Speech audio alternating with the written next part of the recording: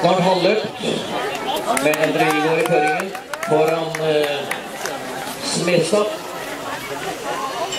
Og så det vel Møyøen fra Volania på tredje.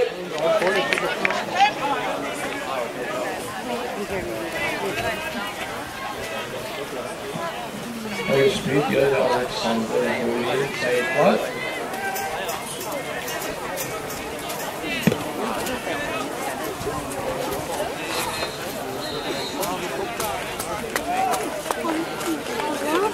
Så en av Orion-gutta kommet fram der, og så har Smestad gått opp i ledelsen.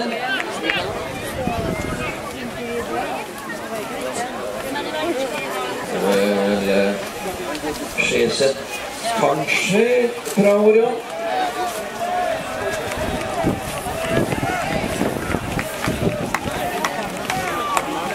Det blir i hvert fall Smestad for et hjemmesekret kommer her. Nå skal vi se ut. Jaha, det var Brøndbo, ja. Dahl.